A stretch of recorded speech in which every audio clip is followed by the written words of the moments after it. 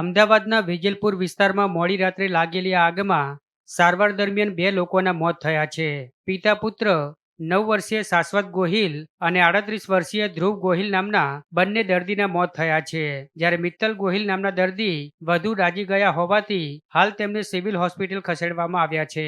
અમદાવાદના વેજલપુર વિસ્તારમાં મોડી રાત્રે કૃષ્ણનગરી રો હાઉસમાં અગમ્ય કારણોસર આ આગ લાગી હતી અને જોત જોતામાં જ આગે વિકરાળ સ્વરૂપ ધારણ કરી લીધું હતું. જોકે બાદમાં ફાયર વિભાગની 4 ગાડીઓએ સ્થળ પર પહોંચી આગ ઉપર કાબુ મેળવ્યો હતો અને ઈજાગ્રસ્તોને સારવાર માટે હોસ્પિટલ ખસેડ્યા હતા. કૃષ્ણનગરી સોસાયટીના મકાન નંબર 4માં જ્યારે આખો પરિવાર વહેલી સવારે ગાઢ નિંદ્રામાં હતો ત્યારે અચાનક આગ ફાટી નીકળી હતી અને થોડી જ મિનિટોમાં આગની જ્વાળાઓએ આખા ઘરને લપેટમાં લઈ લીધું હતું. ઘરમાં હાજર સભ્યો કંઈ સમજે તે પહેલા જ ધુમાડાના ગોટે ગોટા અને આગની લપેટમાં આવી જતા ઘરમાં રહેલો પરિવાર ગંભીર રીતે દાઝી ગયો હતો.